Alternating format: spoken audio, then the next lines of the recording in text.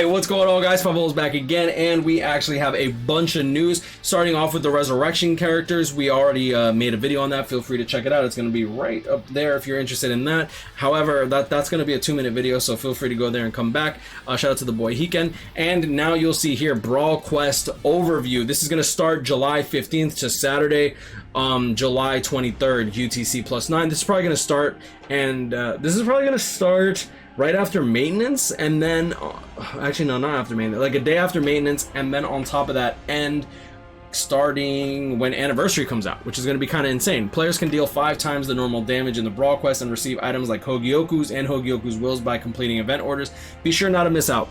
Brawl Quest is one of the best quests to farm. If you didn't farm it enough, or if you are a new player and you weren't able to farm it, do your best to farm this out as much as possible. This gives you brushes, this gives you Hogyoku's, this gives you I believe a lot of droplets as well. This is why I haven't run out of droplets yet, just because I massively farmed this to it was an excessive amount, but I mean, I hate farming droplets, so I'm like, I made use of that. So just keep that in mind. Brawl Quest, very good quest to farm. Version 14.0.0 update. Feel free to join the Discord. Link will be down in the description down below. You'll see here that we actually post up the server maintenance times as well. Shout out to my boy AC for doing that. You'll see here the game will be unavailable from July 13th, 10 p.m. Eastern Standard Time, 7 p.m. for you guys that are lucky enough to only have to wait till midnight for actual news on BBS. And for the people in UK, this is going to start on July 14th at 3 a.m. Eastern Standard, at 3 a.m. UK time, and then this will end July 14th at 3 a.m. Eastern Standard Time. So if too long didn't read, it's a 5-hour maintenance. Make sure to do your guild quest if you're going to be asleep during this time, or if you don't think you might be able to do it in time. 10 p.m. to 3 a.m. Eastern Standard Time on July 13th. Okay, so next we have the actual update, which is actually really good. The use 5 soul tickets checkbox button in sub-stories and Senkaimon quests and events will be changed to allow players to enter the desired number of soul tickets used, up to 10. The original time I read this, I read desired number, and I'm like 50. No, they specified from 1 to 10, which is unfortunate. However, they did clarify for those that do have the Bleach Brave Souls passport, the cheap one that's like $4 or whatever USD. If the Brave Souls passport is active, you can get 1 reward for every 5 soul tickets consumed.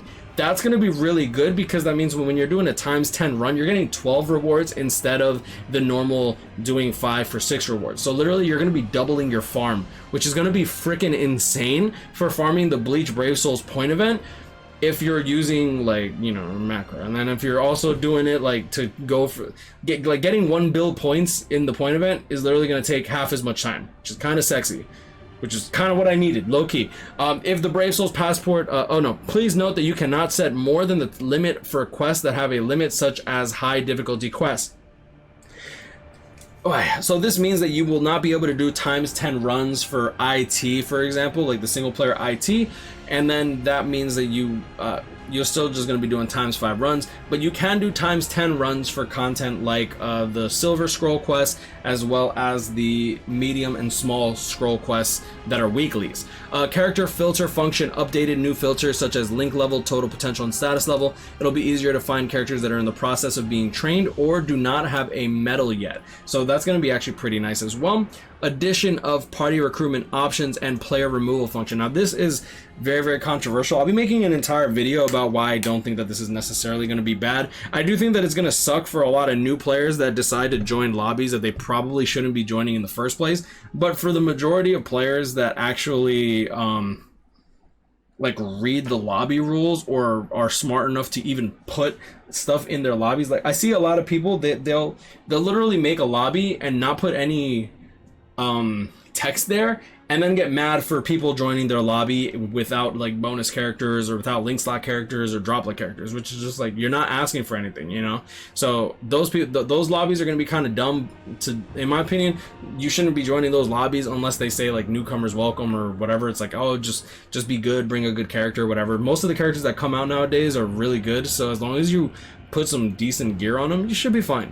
New party recruitment options have been added for online multiplayer, co-op quests, and raids where players team up with people all over the world to take on tough enemies together. The conditions that can be set are recruitment panel, player rank, battle league, level cap, attribute, basic ability level total. I don't even know what that means.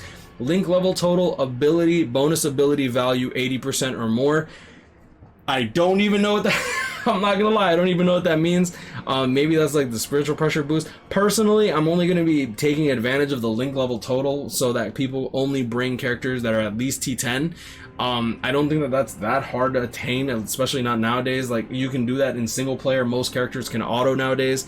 You cannot set higher conditions than your own for the following: player rank, battle league, basic ability level total, link level total. So you're not going to have people with T0 characters asking for people that are T20, which is kind of cool.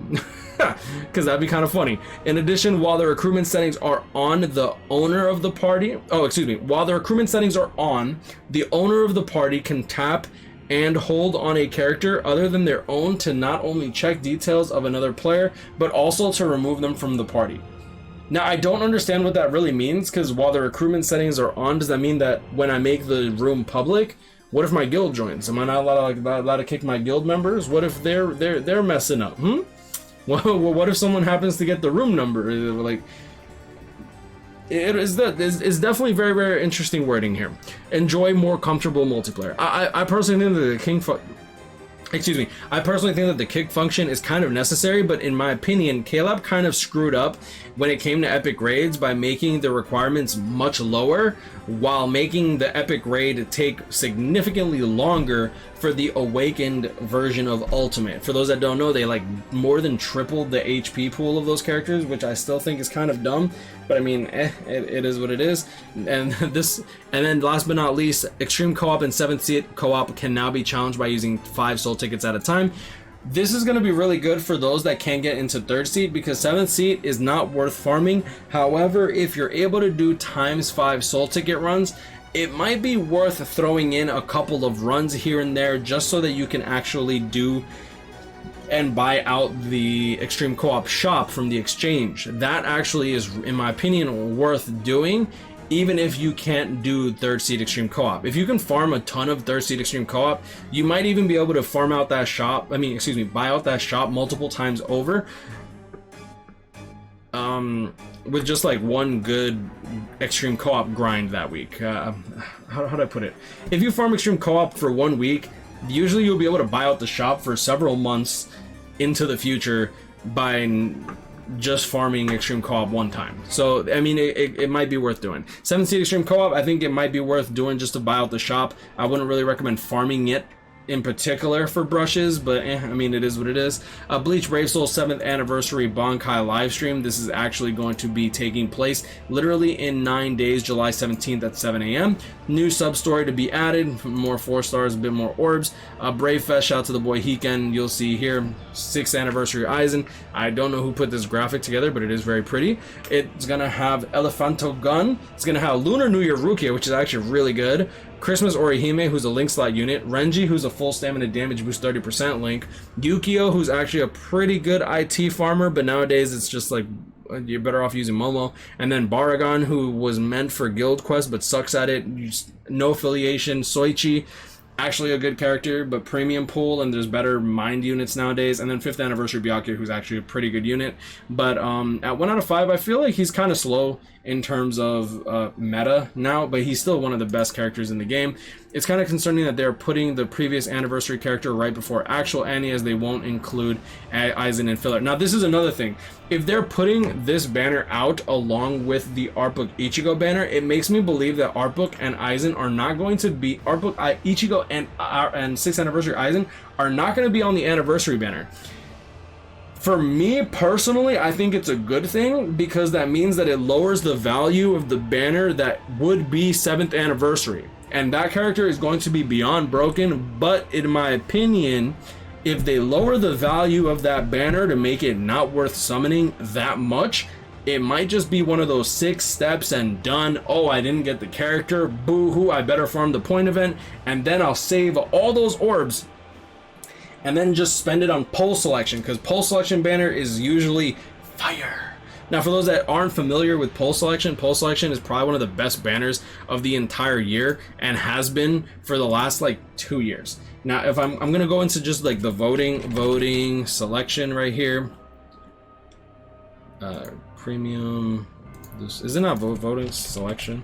Should I just type it? No, I can't even do that. Poll? Do I put poll selection? Okay, cool. So 2020 poll selection banner literally has some of the best characters for that year. You had literally had like all the link slot characters who were new at the time. Link slot characters were like literally brand spanking new, so there weren't many. Literally, Ruka was the only red, Rukia was the only heart, Kisuke was the only mind. Where's the speed? Who was Speed Potion? Momo had just came out. Momo came out on like the 13th of December, so she had just came out. And then the green potion character was Spirits are Forever. No, Can't For Your Own World, Kenpachi, who sucked. So yeah, so pretty much brand spanking new. And it had 5th anniversary Ichigo and Byakuya. Now 6th anniversary comes around, poll selection. Woo! December 25th, bro.